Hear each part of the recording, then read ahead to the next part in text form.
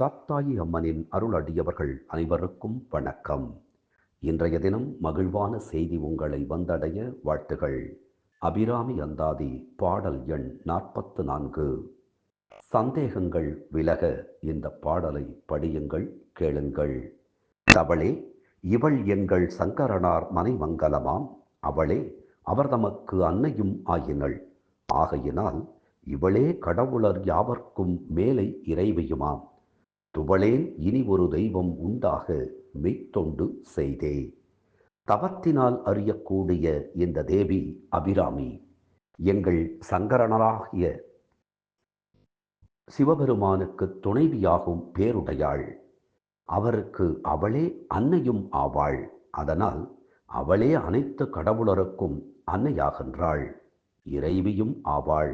ஆகையினால் வேறொரு முதன்மையான தெய்வம் உண்டென்றும் அத்தெய்வத்திற்கு தொண்டு செய்தும் உளம் நோகமாட்டேன்.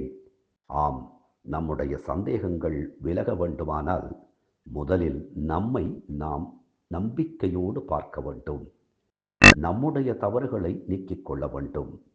எது நமக்கு சந்தேகத்தை தூண்டுகின்றதோ அந்த இடத்திலிருந்து முதலிலே வெளியேறிவிட வேண்டும். ஆம், நல்ல எண்ணங்கள் தான் நம்மை வழிநடத்தும்.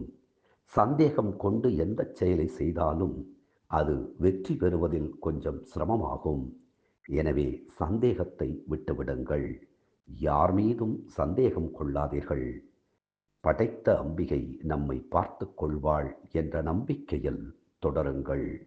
ஆம், அடுத்த அடுத்த அடிகள் நமக்கு வெற்றி படிகள் என்பதை நம்பிக்கையை கைக்கொண்டு தொடருங்கள். தினம் தினம் அபிராமி அந்தாதி சிந்திப்போம். அப்படியே நம்மை அணைத்து காக்கும் காத்தாயி அம்மனின் திருப்பாதங்களையும் சிந்திப்போம். அப்போது நம்முடைய தீய வினைகள் சிந்திப்போகும். நன்றி, வணக்கம்.